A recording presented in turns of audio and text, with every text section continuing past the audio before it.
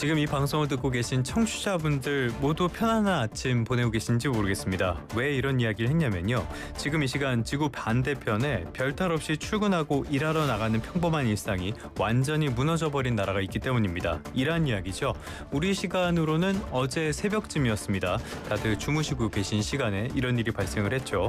결국에 미국이 이번 사태에 직접 개입을 했는데요. 초대형 폭탄, 벙커버스터를 이란 핵심 핵시설에 투하를 했습니다.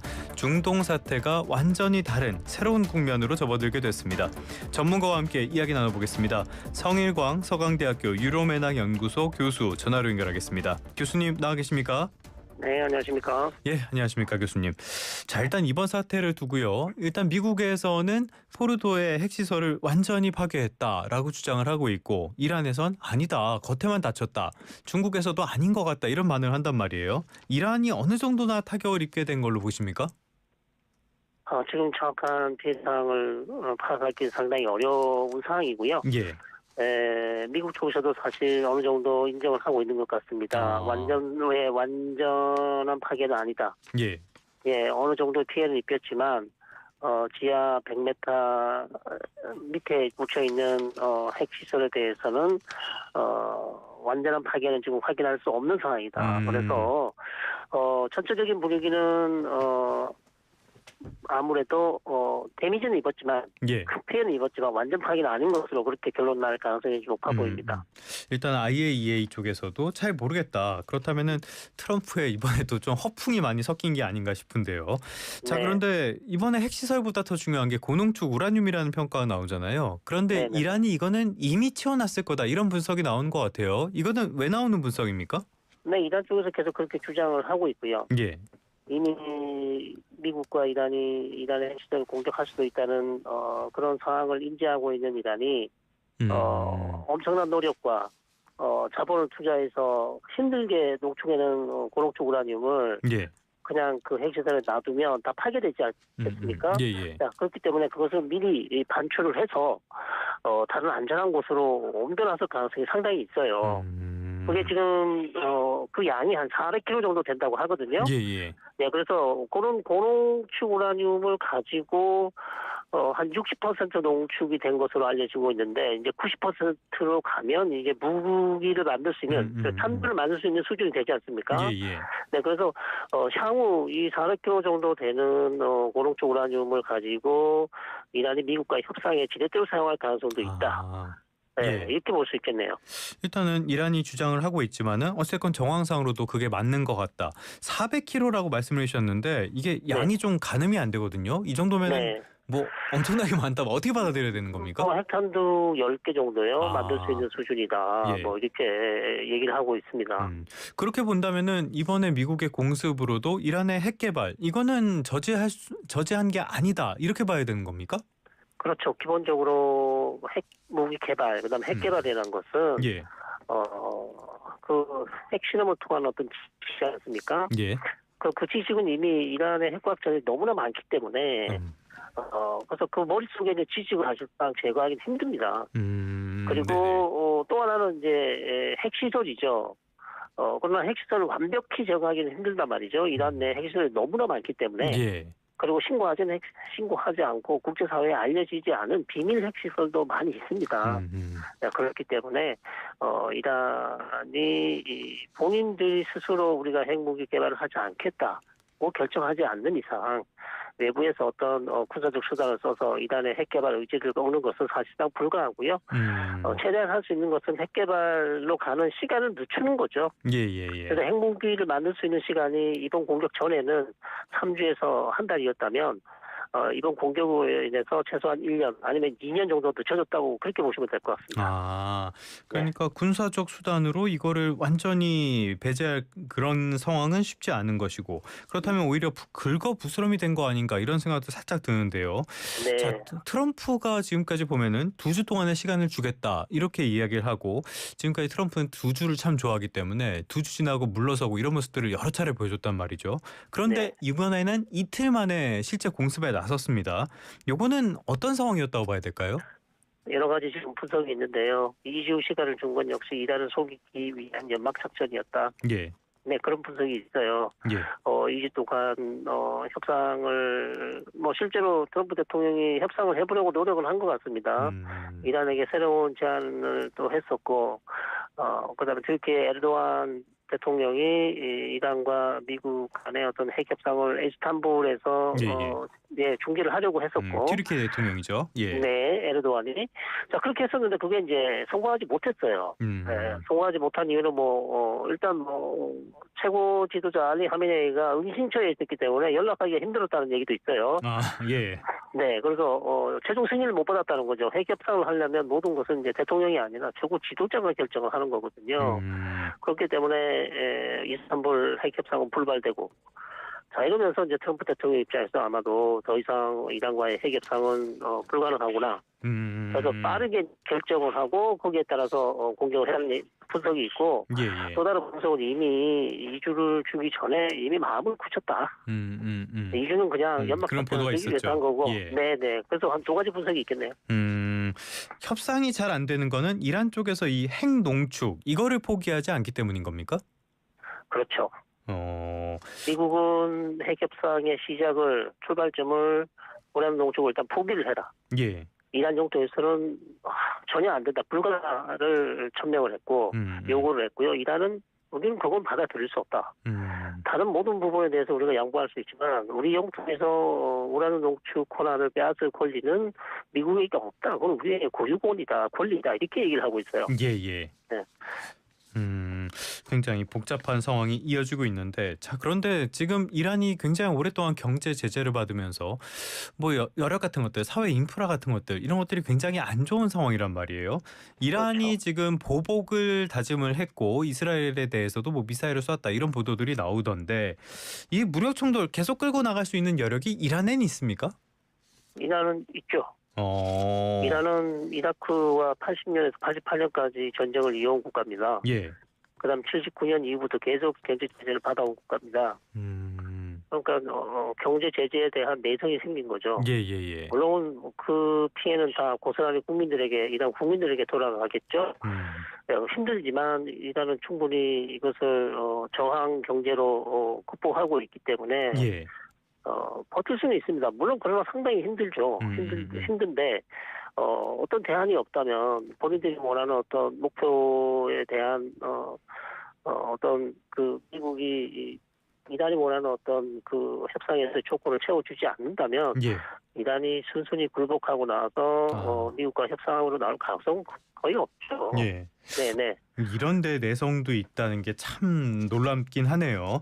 그런데 지금 보면은 이스라엘 대신에 미국이 많이 나서주고 있는 거잖아요. 이스라엘도 알아서 설치고 있긴 하지만은. 자, 그런데 이란은 주변에 저항의 축들 이런 데들은 지금 많이 와해가 된 상태니까 그렇다고 치고, 예전에는 중국과도 관계가 좋고 러시아 관계도 괜찮았었는데 이런 쪽에서 지원하는 움직임은 없습니까?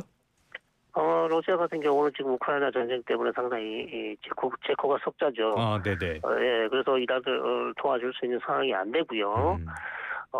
오히려 지금 우크라이나 전쟁 이후에 이란이 러시아를 많이 도와줬습니다. 왜냐하면 이란제 드론이 너무나 좋기 때문에 러시아가 이란의 드론으로 상당히 우크라이나를 많이 괴롭혔죠. 그래서 러시아에 지금 이란의 드론을 생산하는 공장까지 지금 만들어져 있는 상황인데, 그러나 지금 러시아가 이란을 도와주기에는 상당히 어렵고요. 중국 역시 이란과 좋은 관계를 유지하고 있지만 미국과의 어떤 전략 경쟁을 벌이고 있고, 이 상황에서 섣불리 또 이란을 도와줬다가 미국과의 관계는 또 악화될 수 있기 때문에 상당히 조심하고 있다, 이렇게 볼 수 있겠죠. 이란이 약간 고립된 그런 모습도 보이는 것 같습니다. 자, 그래서 우리한테 관심이 가는 거는 결국에는 이 호르무즈 해협 봉쇄 이게 아닐까 싶어요. 일단은 지금 의회에서는 이 호르무즈 해협 봉쇄 이거를 결의를 했고요. 그렇게 되면 다음 절차는 어떻게 됩니까? 이제 국가안보위에서 최종 결정만 남았다, 이런 얘기가 나오고 있죠. 자, 그래서 상당히 기초가 주목되는데요.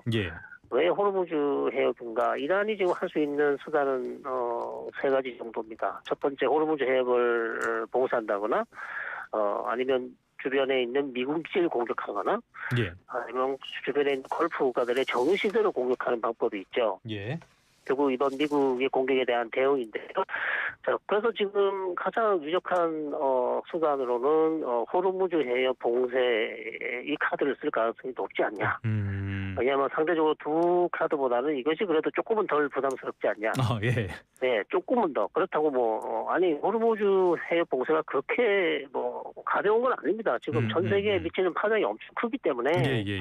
물론 전혀 가벼운 내용은 아니지만 그래도 이란 측에서 쓸 수 있는 카드가 일단 이것으로 시작될 가능성이 높고 꼭 봉쇄가 아니더라도 이 해협을 지나는 선박을 납포할 가능성도 있고. 예. 네, 일단 납포를 하게 되면 사실상 봉쇄 효과를 거두는 거거든요. 예. 다른 배들도 이제 들어가지 못하는 거죠. 납포될 수 있으니까. 예. 네, 그런 방안이 아무래도 현재로서 가장 지금 우리가 예의주시해서 봐야 될 것 같습니다. 그 예멘 쪽에서 후티 반군이 홍해 쪽이었던가요? 그쪽에 막 공격을 하고 이렇게 선박 납포하고 이랬을 때 이때 물동량이라든지 국제 유가라든지 이런 것도 영향을 받았었는데 여기는 거기보다 훨씬 더 심각한 거 아닙니까? 훨씬 더 심각하죠. 네. 어떤 면에서 그렇죠?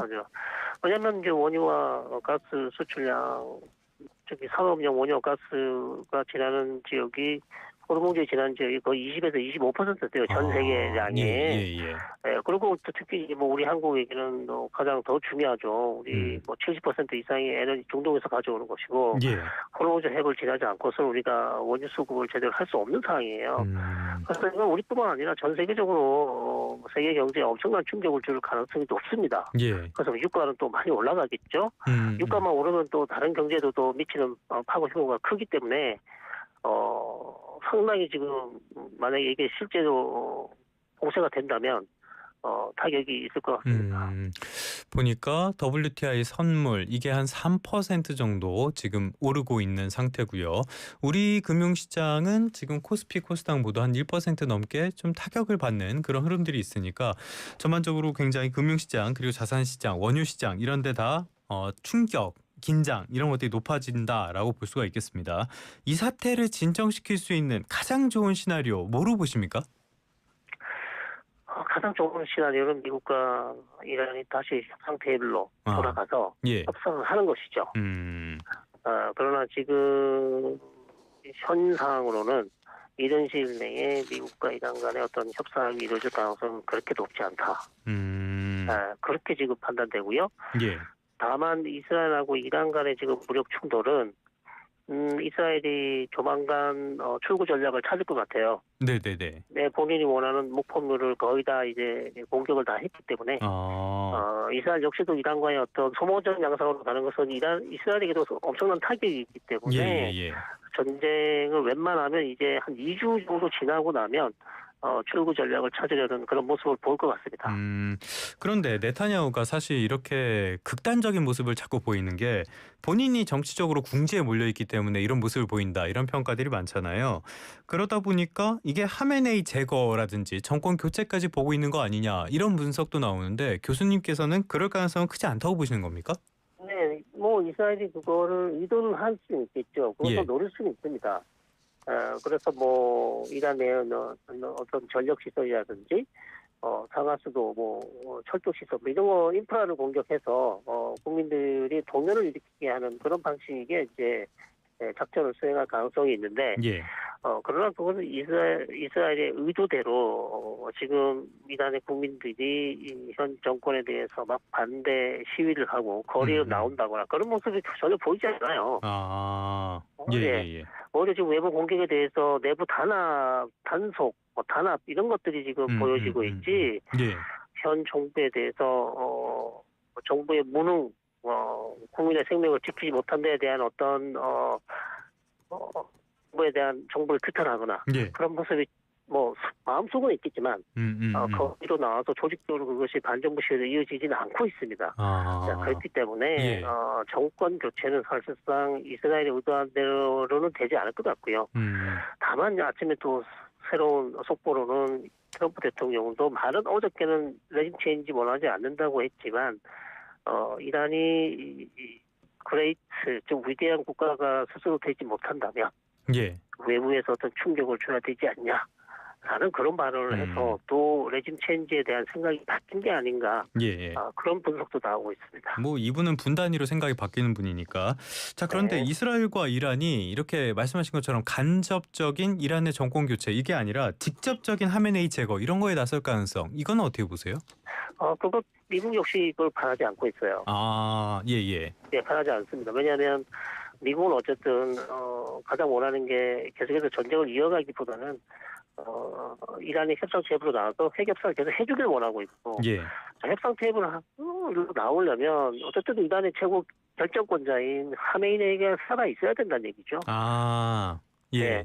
네, 그렇기 때문에 최고 결정자가 만약에 암살로 사라지면 그럼 누가 미국과의 협상을 결정하고 협상이 타결됐을 때 그것을 승인하겠습니까? 그야말로 이제 혼돈에 빠질 수 있거든요, 이란이. 예. 네, 그래서 그런 면에서 미국 트럼프 대통령은 역시 어쨌든 최고 지도자가 살아 있어야 어떤 정책 결정의 방향이 결정될 수 있기 때문에 현재로선 khomeini 최고 지도자 암살할 가능성은 좀 낮아 보입니다. 알겠습니다. 이번에 미국의 공습으로 어쨌든 미국이 직접 전쟁에 참전한 꼴이 돼버렸는데요. 하나만 더 여쭤보자면은 이번 전쟁에 참전을 한 게 베트남전이나 뭐 이라크전이나 이렇게 완전히 수렁에 빠져가지고 장기간 빠져나오지도 못하고 성과도 못 내고 이럴 우려도 제기가 된단 말이에요. 교수님께서는 어떻게 보세요? 이미 그럴 가능성이 높아졌죠. 네. 이미 12톤, 14톤짜리 벙커버스터 14발, 아니 12발, 아직 보도가 혼선이 있긴 한데요. 자, 그런 엄청난 폭탄을 포르도라는 핵시설에 떨어뜨렸는데, 투하를 했는데, 사실 효과가 미미해요. 지금까지 봤을 때는 미미한 것으로 보인다. 예. 네, 미미한 걸로 보이고, 그 다음에 400kg에 달하는 고농축 우라늄은 지금 행방을 찾아볼 수가 없고, 네. 그리고 이란이 또 미국에 대한 보복 공격을 한다면 또 미국이 대응하지 않을 수 없고 결국 이것은 진흙탕 베트남전으로 가는 거랑 비슷한 초기 지금 모습이란 말이죠. 네, 그래서 상황이 어떻게 될지는 지켜봐야 되겠지만 상당히 지금 미국으로서도 첫발을 잘못 들였기 때문에 앞으로도 계속해서 지금 이란과의 어떤 무력 충돌 가능성은 오히려 더 높아지지 않았냐. 오히려 더 장기전으로 갈 가능성이 높아지지 않았냐. 그렇게 이제 보입니다. 국내 경제의 불확실성이 또 한 번 너무나 커진 상황이 되어버렸습니다. 트럼프의 도박 지금까지 봤을 때는 썩 좋은 결과를 가져올 것 같지 않은데요. 이것도 상황 보면서 저희가 계속 전달해 드리도록 하겠습니다. 지금까지 성일광 서강대학교 유로매낙 연구소 교수님과 함께했습니다. 오늘 말씀 고맙습니다. 고맙습니다. 이거 LG 맞죠? LG네. 거봐.